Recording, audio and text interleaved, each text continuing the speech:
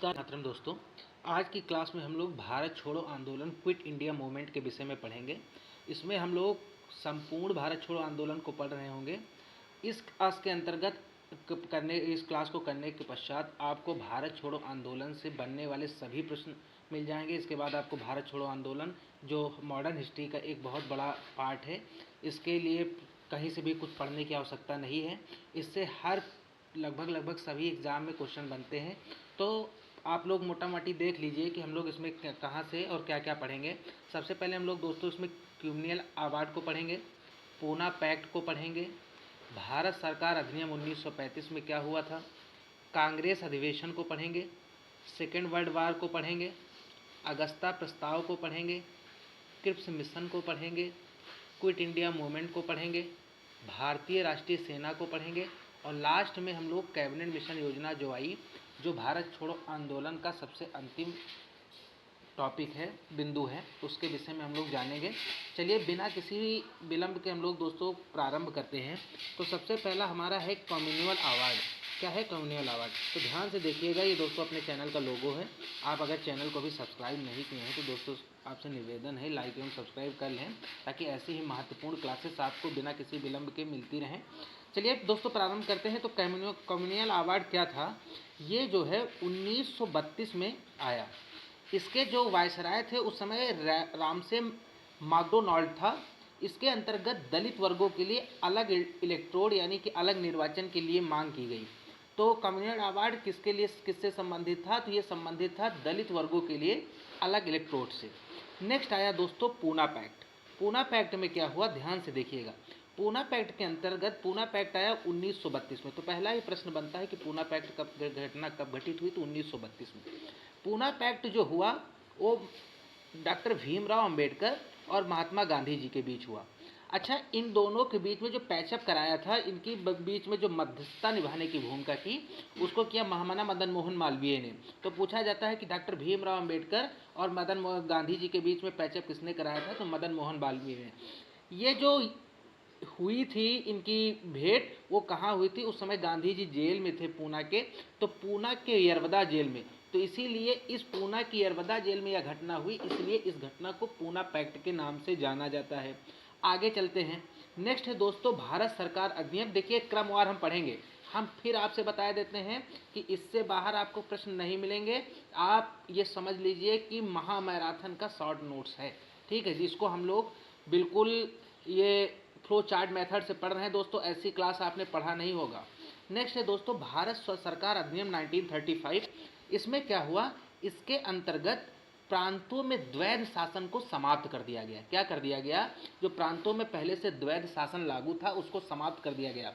तो पूछा जाता है कि किस अधिनियम के अंतर्गत प्रांतों में द्वैध शासन को समाप्त कर दिया गया? हमारा आंसर होगा भारत सरकार अधिनियम 1935 के अंतर्गत। लेकिन केंद्रों में द्वैध शासन लागू किया गया। फिर 11 प्रांतों में से 6 ऐसे प्रांत थे जिसमें द्विसदनीय विधानमंडल स्थापित कर दिया गया। तो टोटल कितने प्रांत थे? 11 उस समय। 11 में से 6 प्रांतों में द्विसदनीय विधानमंडल को स्थापित कर दिया गया।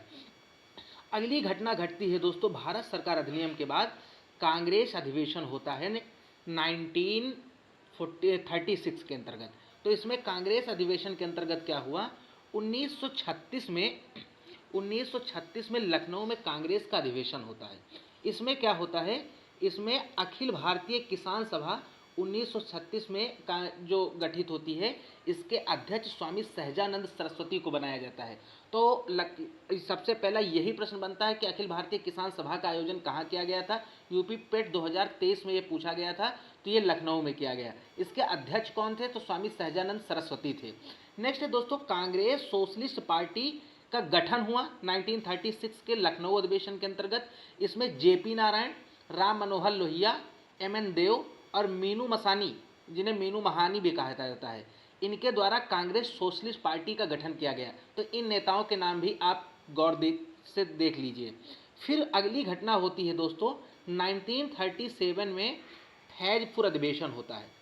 फैजपुर अधिवेशन एक ऐसा अधिवेशन था तो गांव में होने वाला पहला अधिवेशन था। तो फैजपुर, अब आप ये बताइए कि फैजपुर अधिवेशन जब हुआ उस समय फैजपुर अधिवेशन की अध्यक्षता कौन कर रहा था? यदि आपने अभी आपको तैयारी करते कुछ समय तो हो ही गया होगा, तो आपको ये सब अगर नहीं पता है दोस्तों तो आपको अभी विस्तृत पढ़ने की आवश्यकता है। ठीक है, वीडियो के लास्ट में हमें बता देंगे, लेकिन तब तक आप सोचिए कि फैजपुर अधिवेशन की अध्यक्षता कौन कर रहा था। सबसे जो प्रथम दृष्टिया ये देखिए कि जो फैजपुर अधिवेशन था 1937 का, ये गांव में होने वाला पहला अधिवेशन था। नेक्स्ट है दोस्तों 1938 में फिर होता, 1937 के बाद एक साल बाद 1938 में हरिपुरा अधिवेशन होता है। हरिपुरा कहाँ है? गुजरात में। हरिपुरा अधिवेशन के जो अध्यक्षता कर रहे थे वो कर रहे थे सुभाष चंद्र बोस जी। कौन कर रहे थे? सुभाष चंद्र बोस थी। इसके अंतर्गत 1938 में ही राष्ट्रीय योजना कमेटी की स्थापना होती है। तो राष्ट्रीय योजना समिति की स्थापना कब होती है? 1938 के अंतर्गत। फिर अगली घटना घटित होती है 1938 के ठीक एक साल बाद 1939 में ही एक फिर अधिवेशन होता है कांग्रेस का, जिसे हम लोग त्रिपुरी अधिवेशन के नाम से जानते हैं। किस अधिवेशन के नाम से दोस्तों? त्रिपुरी। त्रिपुरी कहाँ है? तो मध्य प्रदेश का एक जिला है जबलपुर। जबलपुर में एक स्थान है त्रिपुरी, जहां इसकी भी अध्यक्षता कर रहे थे। अब यहाँ पे क्या होता है कि पट्टाभी सीतारामैया और सुभाष चंद्र बोस के बीच में अध्यक्ष बनने के लिए एक चुनाव होता है। लेकिन इसमें होता क्या है दोस्तों, हालांकि पट्टाभी सीतारामैया महात्मा गांधी जी के बड़े ही खास थे, फिर भी सुभाष चंद्र बोस जी इतने लोकप्रिय थे कि सबसे अधिक मत इनको मिले और सुभाष चंद्र बोस जी त्रिपुरी अधिवेशन में जीत गए और ये त्रिपुरी अधिवेशन के अध्यक्ष बन गए। लेकिन आंतरिक विद्रोह के कारण इनको अच्छा नहीं लगा और महात्मा गांधी जी ने कहा कि अब हम कांग्रेस से इस्तीफा दे देंगे। तो सुभाष चंद्र बोस जी ने इनसे पहले ही इस्तीफा दे दिया और जब इन्होंने इस्तीफा दिया तो पट्टाभी सीतारामैया को फिर नहीं बनाया गया, डॉक्टर राजेंद्र प्रसाद को तो वहाँ का अध्यक्ष बना दिया गया। जब 2021 में पेट की शुरुआत हुई थी तो ये पूछा गया था कि सुभाष चंद्र बोस के बाद किसको अध्यक्ष बनाया गया था, जब उनको इन दोनों के बीच में चुनाव हुआ था। सुभाष चंद्र बोस फिर 1939 में जब उन्होंने इस्तीफा दे दिया तो उन्होंने ऑल इंडिया फॉरवर्ड ब्लॉक की स्थापना की। तो पूछा जाता है कि फॉरवर्ड ब्लॉक की स्थापना कब की? तो सुभाष चंद्र बोस ने की। कब की? तो 1939 में की। ठीक है, ठीक वही त्रिपुरी अधिवेशन से। तो ये विस्तृत घटना अपने आंखों में बसाते जाइए दोस्तों। अगला हुआ फिर उसी समय 1939 में जब ये हो ही रहा था, उस समय सेकेंड वर्ल्ड वार यानी कि द्वितीय विश्व युद्ध की घटना घटित हो जाती है। द्वितीय विश्व युद्ध के अंतर्गत ये मित्र राष्ट्र थे और धुरी राष्ट्र, इनमें ये बट जाता है। तो मित्र राष्ट्र के अंतर्गत ब्रिटेन, संयुक्त राज्य अमेरिका और सोवियत संघ ये थे, लेकिन धुरी राष्ट्र के अंतर्गत जर्मनी, इटली और जापान थे। कांग्रेस ने जब द्वितीय विश्व युद्ध आरंभ हुआ तो कांग्रेस ने लिन लिथगो, जो वर्तमान में उस समय का वायसराय था, उसको प्रस्ताव दिया कि अब हम एक संविधान सभा का गठन करने जा रहे हैं और हम लोग एक जिम्मेदार सरकार का गठन बनाने जा रहे हैं, तो आप इसमें सहयोग प्रदान करें। तो अक्टूबर 1939 में ही कांग्रेस का जो पहले सरकार बनी थी उसको पुनः बहाल कर दिया गया। तो ये पूछा जाता है कि द्वितीय विश्व युद्ध के समय कौन वायसराय था? तो लिन लिथगो था। फिर निम्नलिखित में से कौन से मित्र राष्ट्र हैं? तो मित्र राष्ट्रों को आप देख लीजिए, मित्र राष्ट्र हैं और ये धुरी राष्ट्र हैं। नेक्स्ट है फिर उसके बाद घटना घटित हुई दोस्तों द्वितीय क्रमवार है, पहले बताए देते कि एक समय से बिल्कुल क्रमवार हम पढ़ रहे हैं। अगस्ता प्रस्ताव, जो अगस्ता प्रस्ताव है इसके अंतर्गत क्या किया? तो सबसे पहले अगस्ता प्रस्ताव की घटना कब हुई? तो अगस्ता प्रस्ताव की घटना हुई 1940 में। कब हुई? 1940 में। इसमें हुआ क्या कि जो डोमिनियन स्टेट थे उनको खारिज कर दिया गया। क्या कर दिया गया? खारिज कर दिया गया। इसी समय महात्मा गांधी जी ने व्यक्तिगत सत्याग्रह शुरू किया। फिर गांधी जी द्वारा जो व्यक्तिगत सत्याग्रह शुरू किया, इसके पहले सत्याग्रही डॉक्टर विनोबा भावे थे, उसके दूसरे सत्याग्रही जवाहरलाल नेहरू थे और जो तीसरे सत्याग्रही थे दोस्तों वो ब्रह्मदत्त थे। कौन थे? ब्रह्मदत्त। तीसरे इसमें नहीं लिखा है, आप मेंशन कर लीजिएगा क्योंकि दिल्ली पुलिस में पूछा गया था कि तीसरे सत्याग्रही कौन थे, तो ब्रह्मदत्त थे। तो व्यक्तिगत सत्याग्रह किसके द्वारा शुरू किया गया था? महात्मा गांधी के द्वारा। अगस्ता प्रस्ताव कब आया? 1940 में आया। इसमें क्या किया गया? डोमिनियन स्टेट को खारिज कर दिया गया। पहले सत्याग्रही विनोबा भावे, दूसरी जवाहरलाल नेहरू। नेक्स्ट घटना घटित होती है दोस्तों क्रिप्स मिशन। क्रिप्स मिशन के अंतर्गत क्या हुआ? इस क्रिप्स मिशन में जो सर स्टेफोर्ड क्रिप्स थे इनको अध्यक्ष बनाया गया।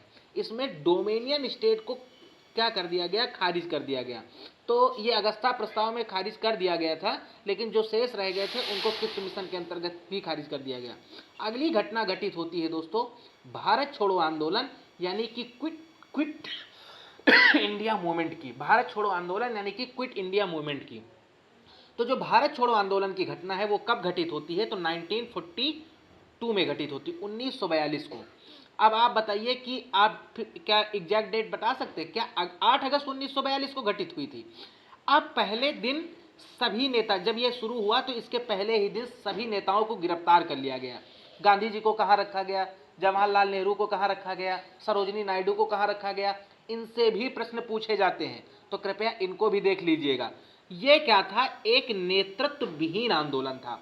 इसमें कोई नेतृत्व करता नहीं था कि एक आदमी कोई इसको गाइड कर रहा है, पथ प्रदर्शन कर रहा है। तो किस आंदोलन को नेतृत्व विहीन आंदोलन के नाम से जाना जाता है, तो भारत छोड़ो आंदोलन 1942 को नेतृत्व विहीन आंदोलन के साथ जाना जाता है। लेकिन CWC की अध्यक्षता उस समय अरुणा आसफ अली कर रही थी, ठीक है। और यहीं पर जब भारत छोड़ो आंदोलन की घटना घटित हो रही थी उस समय जगह जगह पर समांतर सरकारों का गठन कर दिया गया। क्या कर दिया गया, समांतर सरकारें हैं वो गठित कर दी गई। बलिया में चित्तू पांडे ने सरकार बना दी, तामलुक ने जातीय सरकार बना दी, सतारा में प्रति सरकार का गठन हो गया। और जहां जहां पे सरकारें बनी वहां वहां पे उनका खुद का प्रधानमंत्री बन गया और खुद के राष्ट्रपति बन गए। ठीक है दोस्तों। अब अगला आता है भारतीय राष्ट्रीय सेना, इंडियन नेशनल आर्मी। आइए जानते हैं भारतीय राष्ट्रीय सेना में क्या हुआ। भारतीय राष्ट्रीय सेना का गठन होता है 1942 में सिंगापुर में मोहन सिंह के द्वारा भारतीय राष्ट्रीय सेना का गठन कर दिया जाता है। लेकिन एक साल बाद सुभाष चंद्र बोस जी वहां पहुंचते हैं और 1943 में मोहन सिंह द्वारा 1943 में सुभाष चंद्र बोस को उसकी अध्यक्षता सौंप दी जाती है। सुभाष चंद्र बोस जी ने यहाँ पे कई टुकड़ियों का गठन किया, लेकिन पूछा जाता है कि महिला रेजिमेंट का नाम क्या रखा, तो उन्होंने महिला रेजिमेंट का नाम रखा रानी लक्ष्मीबाई रेजिमेंट। क्या नाम रखा, रानी लक्ष्मीबाई रेजिमेंट। अब आप बताइए जब उन्होंने रानी लक्ष्मीबाई रेजिमेंट का नाम रखा तो उसमें एक अध्यक्ष बनाया था एक महिला को, उस महिला का क्या नाम था? अगर आपने शिद्दत के साथ में विस्तृत रूप से इसको पढ़ा होगा तो दोस्तों आप जरूर बताएंगे, कमेंट बॉक्स में जरूर बताएं। 15 अगस्त को लेकिन जापान ने आत्मसमर्पण कर दिया और फिर सुभाष चंद्र बोस जी वहां से निकले। फिर अगला जो इसका लास्ट पॉइंट है क्विट इंडिया मूवमेंट का, उसमें होती है कैबिनेट मिशन प्लान यानी कैबिनेट मिशन योजना। कैबिनेट मिशन योजना में क्या हुआ, जब कैबिनेट मिशन योजना दोस्तों हम लोग पहुंच चुके हैं 1946 में, तो उस समय ब्रिटेन का प्रधानमंत्री क्लेमेंट इटली था। कौन था?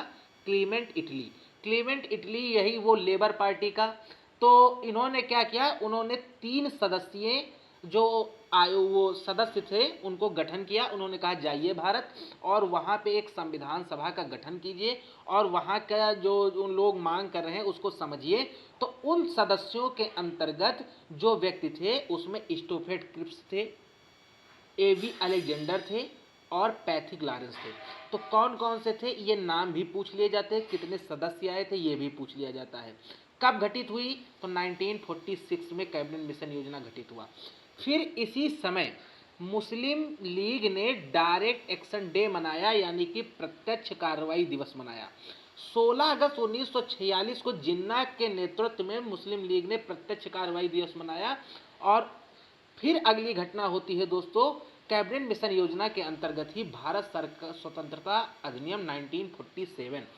भारत स्वतंत्रता अधिनियम 1947 आखिर वह घड़ी आ गई जिसके आप लोगों को इंतजार था। और 1947 में माउंटबेटन द्वारा, उस समय का वायसराय था लॉर्ड माउंटबेटन, माउंटबेटन द्वारा माउंटबेटन योजना लाई जाती है। लेकिन माउंटबेटन इतना जाते जाते ऐसा बीज बो गया कि जो आज तक नहीं भारत के लोग उसको पूरा कर पा रहे हैं। इसने विभाजन की विभीषिका की नींव डाल दी। तो माउंटबेटन योजना, जिसे हम लोग विभाजन योजना के नाम से भी जानते हैं, ये माउंटबेटन के द्वारा हुआ था। और यहीं से हमारा भारत छोड़ो आंदोलन यानी कि दोस्तों क्विट इंडिया मूवमेंट समाप्त होता है। आशा है कि आप लोगों को ये क्लास उपयोगी लगी होगी। यदि आप लोगों को दोस्तों ये क्लास उपयोगी लगी है तो आप कृपया आपसे निवेदन है इसको लाइक एवं सब्सक्राइब कर दें। जिन प्रश्नों के आपसे प्रश्न के उत्तर पूछे गए हैं, यदि आपको आते हैं तो कमेंट बॉक्स में ज़रूर बताएं। आज की क्लास को दोस्तों देते हैं यहीं पे विराम। मिलते हैं एक नए फ्लो चार्ट के अंतर्गत। तब तक के लिए लेते हैं अलविदा। धन्यवाद। जय हिंद।